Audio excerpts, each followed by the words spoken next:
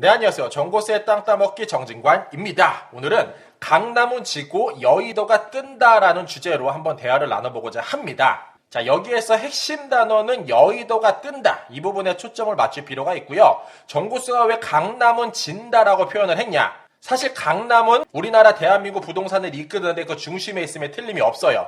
허나 대한민국 축이 경부 축에서 서해 축으로 바뀌는 게 분명하고 경부 축에서 서울이라는 중심, 그 도심 속에서 강남이란 꼭지점을 시작으로 내려갔다 하면은 이제 서해 축의 중심이 여의도이기 때문에 여의도가 앞으로 더욱더 뜰 수밖에 없다. 이 부분에 초점을 맞춰서 좀 들어보시면 좋을 것 같고요. 자, 이렇게 이야기했더니 영동대로 복합개발이 되고 있는 삼성역과 봉은사역 이쪽 일대에서는 나는 빼라 이렇게 이야기하고 있고요. 여의도에서는 국회의사당 부지가 나 이사가 라고 퀘스천을 그리고 있습니다. 앞으로 여의도에 무슨 일이 벌어질지 한번 흐름, 맥 한번 짚어보도록 하겠습니다. 자, 오늘은 이렇게 진행토록 하겠습니다. 여의도가 뜬다. 왜 그럴까? 이 부분에 초점 맞춰서 출발해보도록 하겠습니다. 출발하겠습니다.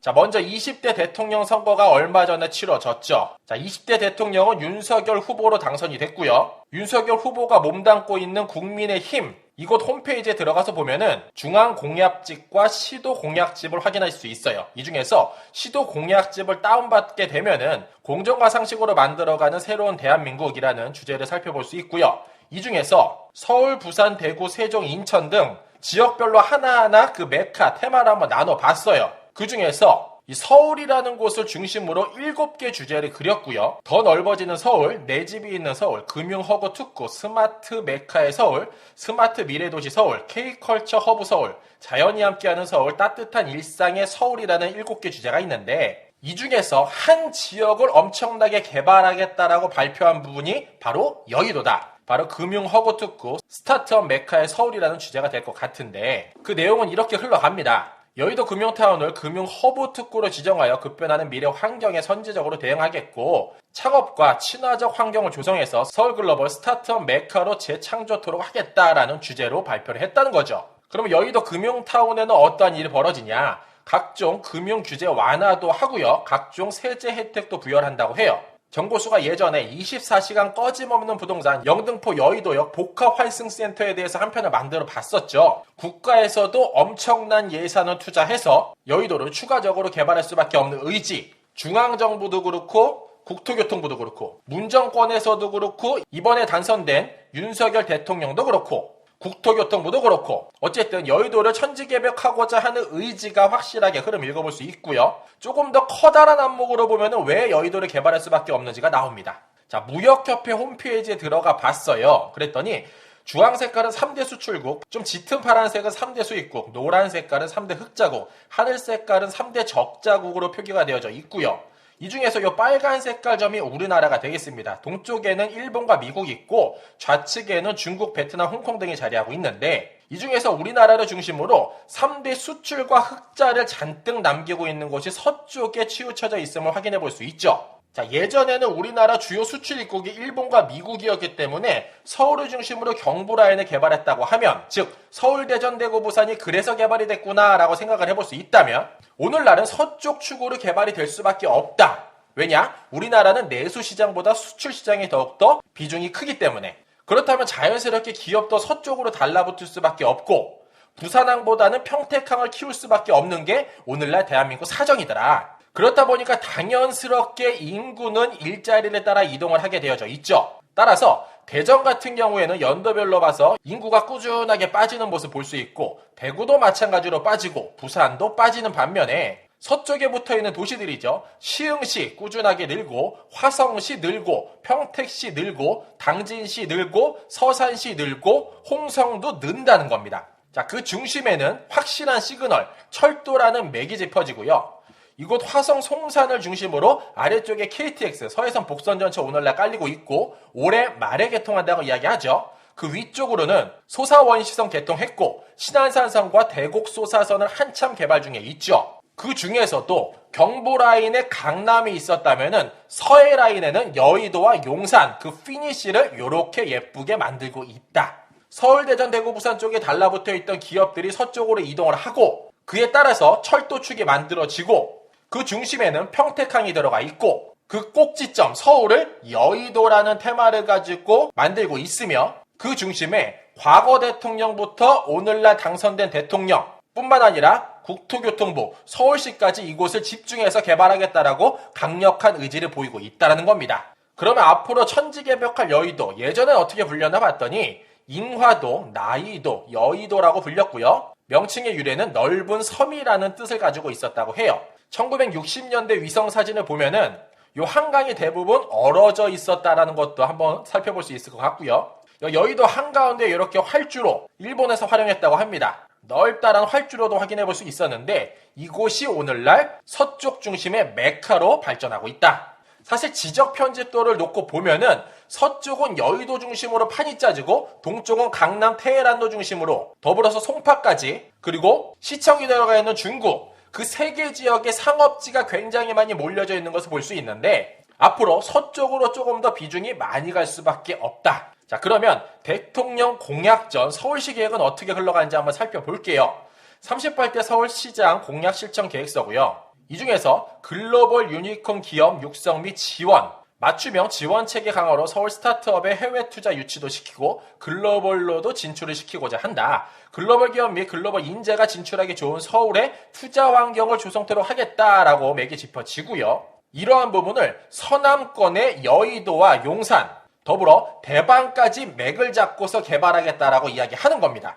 정책 목표는 서남권 주요 지역별 특성화 거점 개발 및 연계를 통해 경제 거점 벨트를 조성하고 유망 산업 육성 및 지역 경제 활성화를 시키는데 이를 여의도와 용산, 실리콘밸리와 연계하는 금융 허브로 육성토록 하겠다 이야기하고 있는 것이고요. 이것의 핵심 위치는 영등포구 여의도동 22번지 일대라고 이야기하는데 여의도동 22번지를 찍게 되면은 파크원 건물임을 확인해 볼 수 있어요. 오늘날 더현대도 들어가 있고 LG 에너지 솔루션 본사이기도 하죠. 따라서 이곳을 중심으로 여의도판을 어떻게 짜나 핀테크 클러스터 조성 및 지원 체계로 구축을 통해 디지털 금융 생태계를 활성토록 한답니다. 우리나라의 4차 산업혁명, 미래 먹거리라고도 불리고 최근에 대통령 후보들 4명 나와서 이것에 있어서 굉장히 많이 중점을 두고 이야기 나눴죠. 이어서 물레 중공업 지역까지도 상업 업무 기능을 만들도록 하겠다라는 흐름도 체크해 볼 수 있습니다. 자, 그러면 한마디로 이렇게 요약해 볼 수 있어요. 나라에서 미래 먹거리 밀어주고 각종 세금 해제 혜택 부여하고 결론은 양질의 일자리가 엄청나게 여의도로 몰릴 수밖에 없고 그에 따라서 인구 집중화는 더욱더 가속화될 수밖에 없다.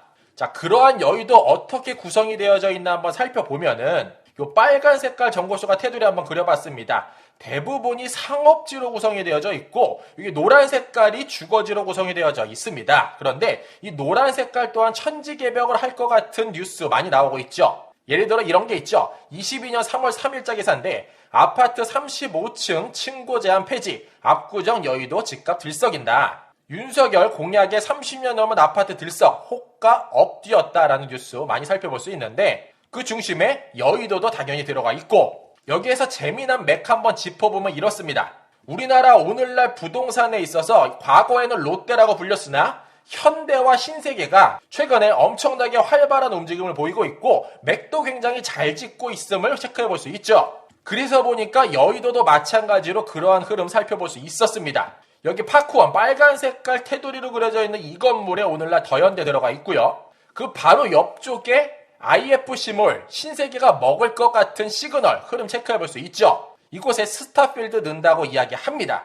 22년 3월 7일자 기사입니다.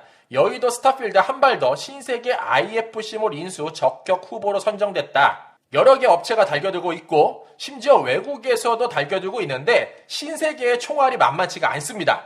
오늘날 4조 4천억 원대까지 치솟은 몸값 신세계 정도 아니면은 커버 어려울 것 같고요. 오늘날 더현대라는 굵직한 백화점이 들어가 있음에도 불구하고 바로 옆에 또 비슷한 테마로 가지고 들어간다? 과연 타당성이 나올까라는 퀘스천 그려보지 않을 수 없는데 조금 더 커다란 안목으로 보면은 역시 신세계는 대단하다. 이렇게 맥을 짚어볼 수 있을 것 같습니다. 더불어서 전국적으로 한번 신세계와 현대 어떻게 흘러가나 보면은 영동대로 벽화 개발하는 것을 봐도 영동대로를 중심으로 동쪽에는 현대자동차 그룹 그 사옥 짓고 있고 그 좌측에 코엑스 지하 신세계가 먹었다. 이렇게 흐름 한번 읽어볼 수 있고, 더불어서 서울에 코엑스가 있다면은 경기권에는 킨텍스가 있죠. 킨텍스도 마찬가지로 킨텍스 사거리에 오늘날 GTX A 노선 공사 중에 있는데, 현대고양모터 스튜디오 사거리 코너짜리 기가 막히게 현대가 먹고 있다고 하면 그 바로 아래쪽에는 신세계가 먹고 있음을 확인해 볼 수 있고요. 더 나아가서 서해축으로 엄청난 개발이 되고 맥이 그려진다라고 이야기했는데, 오늘날 동탄이라는 신도시가 있다면 서쪽에 화성 송산이라는 지역을 중심으로 앞으로 동탄만은 신도시가 하나 더 만들어질 계획이죠. 그 중심을 선점하고 있습니다. 바로 현대와 신세계. 이렇게 두 그룹의 엄청난 안목과 커다란 빅플랜 체크해 볼 수 있었습니다. 여기에서 주제를 조금 바꿔보면은 이러한 맥도 살짝 짚혀요. 여의도에서 가장 큰 면적을 차지하고 있는 게 사실 국회의사당 땅이에요. 이게 어쩌면 이전이 될 수도 있지 않을까? 사실 어쩌면은 그렇게 대단한 기업들을 많이 유치하고 활성화시키려면은 이 명품 입지를 이전시키는 게 당연할지도 모르겠고, 더 나아가서 서울시의 인구 집중화를 막고자 한다면은 이러한 공공기관을 세종시로 내려보냄도 어쩌면 타당하지 않을까, 이렇게 맥도 짚어봅니다. 자, 그렇다면 국회의사당 땅은 대체 얼마나 커다란 면적과 얼마 정도를 자랑하는지 한번 살펴볼게요. 주소도 대단합니다. 영등포구 여의도동 1번지가 되겠고요. 보시는 바와 같이 국회의사당은 한 필지로 구성이 되어져 있어요. 그 땅은 전부 다 일반 상업지로 구성이 되어져 있고요. 자, 토지 이음 들어가서 토지 이용 계획을 한번 살펴봤더니 면적은 33만 3,750제곱미터, 약 10만 평 정도가 되고요.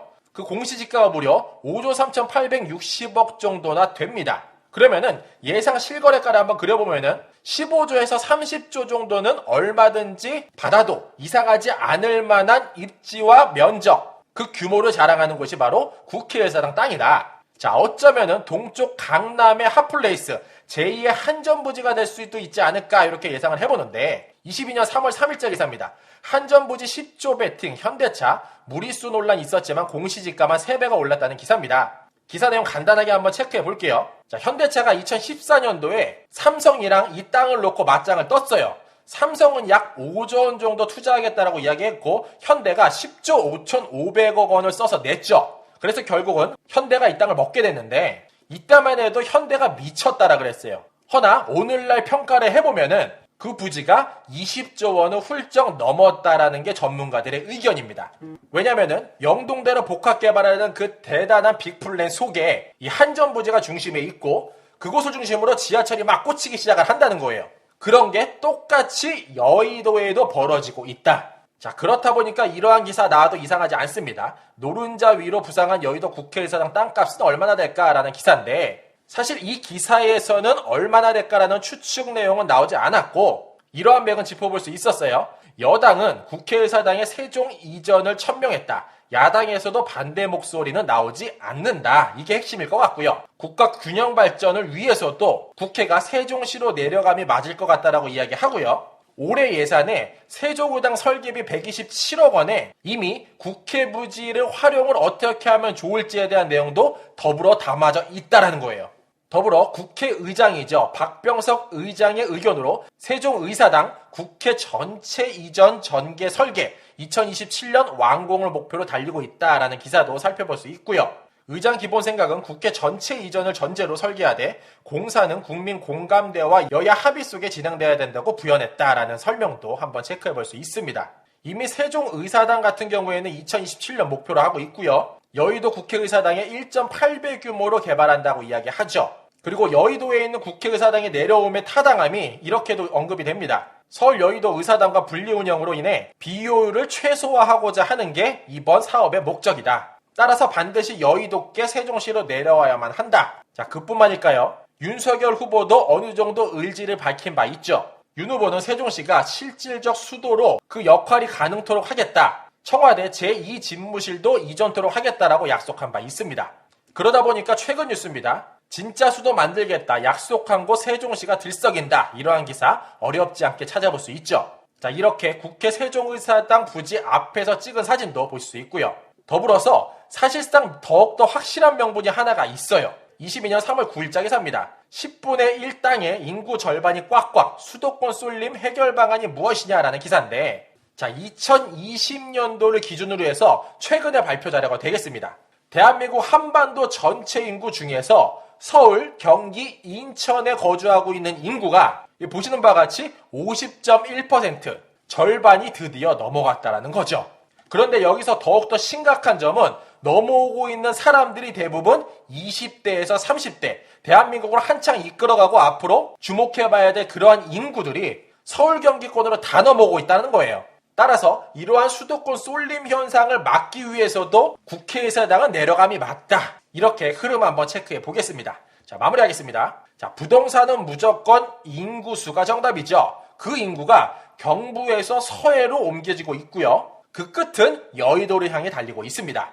더욱이 5년 국정을 이끌어갈 대통령 당선인도 서울 공약 7가지 내용 중에서 한 가지 지역을 꼽아서 여의도를 주목하고 있습니다. 더불어 우리나라 대표 기업 현대와 신세계가 그곳을 왜 이렇게 사수하고자 애를 쓰는지 한번 생각해본다면 그 답은 어느 정도 나와 있는 거 아닌가 이렇게 상상을 해보며 이 시간 마무리하도록 하겠습니다. 그러면 이 영상을 보시는 분들 중에 좀 한탄스럽고 억울하신 분도 있을 거예요. 난 거기 들어가 살고 싶고 거기는 아파트를 사고 싶지만 살 수 없는데 어쩌라는 거야 라고 상상할 수도 있는데 앞으로 여의도를 중심으로 환승하지 않고 다이렉트로 꽂힌 노선 그것을 한번 생각해보고 고민해본다면 어쩌면 나에게도 기회가 있을지 않을까 이렇게 상상하며 이 시간 마무리하도록 하겠습니다. 이상으로 정고수였습니다. 안녕.